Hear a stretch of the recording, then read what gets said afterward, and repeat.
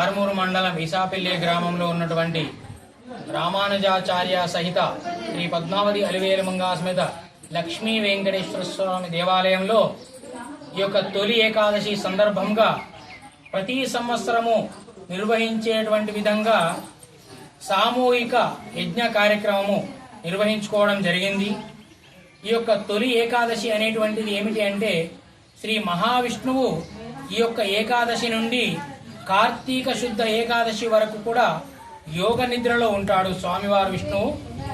ఆ యొక్క యోగ నిద్రలోకి వెళ్ళేటువంటి ఈ రోజు నుండి చాతుర్మాస్య దీక్ష అనేటువంటిది కూడా ప్రారంభమవుతుంది. కాబట్టి ఈ యొక్క ఏకాదశికి విశిష్టమైనటువంటి ప్రాశస్త్యం ఉన్నది. అలాగే మన తెలుగు పండుగలన్నీ కూడా ఈ యొక్క ఏకాదశి నుండే ప్రారంభమవుతాయి.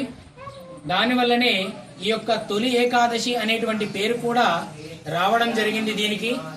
ఈ యొక్క ఏకాదశి నాడు శ్రీ మహావిష్ణువును పూజించిన వాళ్ళందరికీ కూడా ఆ యొక్క వైకుంఠ ద్వారంలో ఉండేటువంటి ద్వారంలో దేవతలందరూ కూడా ఆహ్వానిస్తారట. ఈ తొలి ఏకాదశి నాడు శ్రీ మహావిష్ణువును పూజించిన వాళ్ళందరినీ కూడా వైకుంఠంలో దేవతలందరూ సాదరంగా వైకుంఠానికి ఆహ్వానిస్తారు.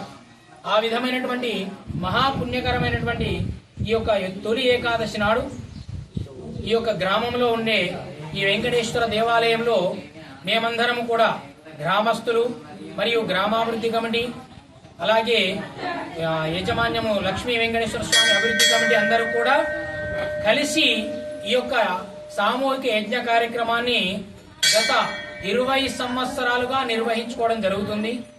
ఈ విధంగానే ఈ కార్యక్రమంలో భక్తాదులందరూ కూడా మరి చుట్టుపక్కల గ్రామాల్లో ఉండేటువంటి వాళ్ళు కూడా ఈ యొక్క కార్యక్రమంలో పాల్గొని ఆ పద్మావతి అలివేలుమంగా సమేత వెంకటేశ్వర స్వామి యొక్క అనుగ్రహాన్ని పొంది స్వామి యొక్క కరుణను కూడా పొందుతున్నారు.